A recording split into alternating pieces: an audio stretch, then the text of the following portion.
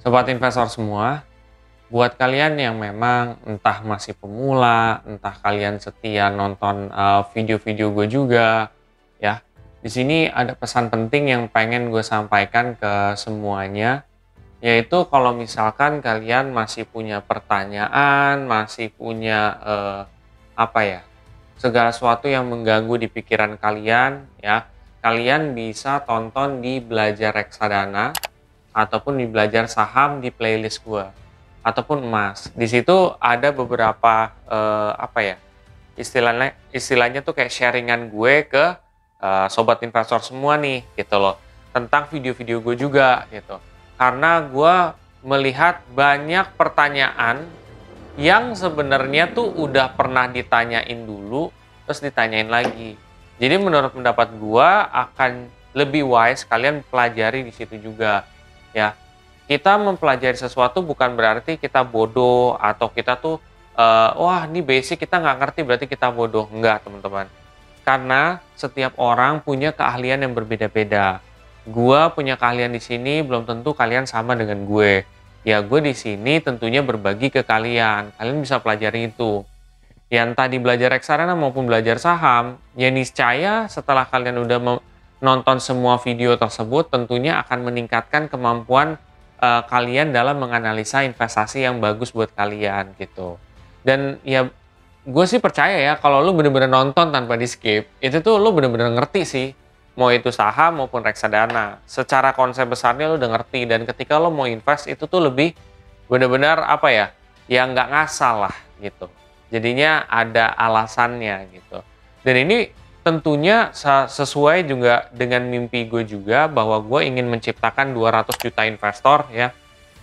Banyak banget ya guys ya. 200 juta investor. Tapi ini bukan apa ya, cuman mimpi doang gitu.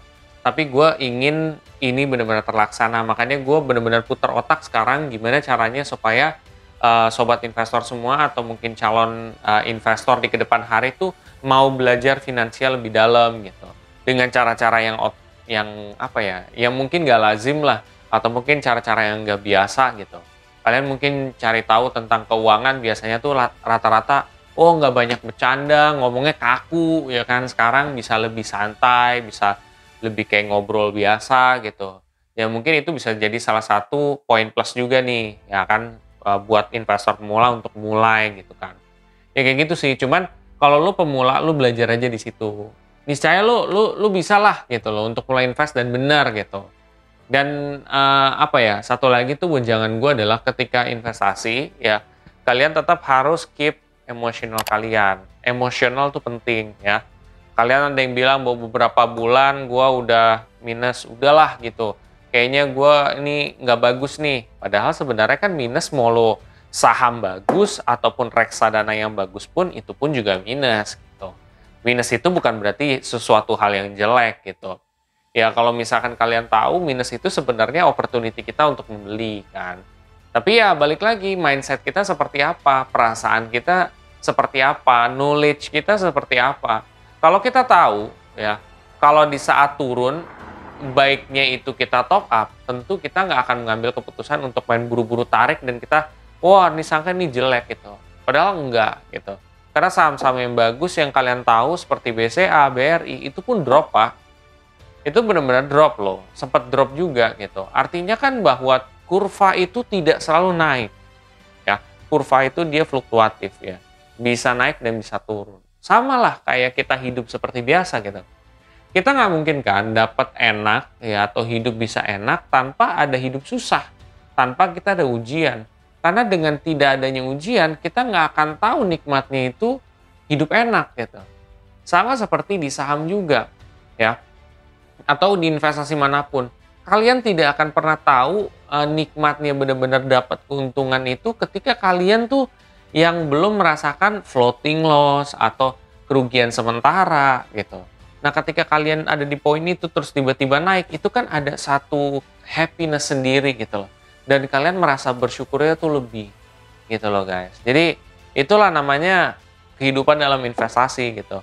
Dan harapan gue juga untuk mewujudkan 200 juta investor, terutama yang ada di Indonesia kalau bisa sih, ya supaya banyak orang Indonesia tuh yang bener-bener dipandang orang tuh hebat gitu loh. Wih gila, dari segi finansial, mau dia pendidikannya nggak tinggi pun dia juga bisa loh gitu loh, mengelola dengan baik ya. Mengelola dan dengan baik kan bukan berarti lo harus kaya raya kan, tapi ya at least lo bisa terjamin lah lebih baik hidupannya. Gitu loh. Setelah kalian udah bisa kan tentu gue juga ada rasa proud sendiri. Ada rasa bangga, wih gue bisa loh mengubah dunia gitu. Padahal di sebuah garasi rumah gue doang gitu. I can change the world. Dan kalau lu bisa share informasi ini juga ke orang-orang, tentunya kan lu juga bisa mengubah dunia mereka gitu. Banyak juga yang pahala yang lu bisa dapet gitu. Tapi balik lagi guys, itu semua ke kalian ya. Gue hanya memberikan pesan, mudah-mudahan informasi singkat ini tuh dapat membantu teman-teman semua untuk improve dari segi kemampuan finansialnya dan tentu lebih baiklah masa depan kalian. Seperti itu. Kalau misalkan kalian rasa video simple kayak gini dapat bermanfaat, kalian bisa share aja ke teman-teman kalian yang lain. Dan jangan lupa untuk subscribe, like, dan komen di video gue. Sampai jumpa di video gue selanjutnya. Terima kasih.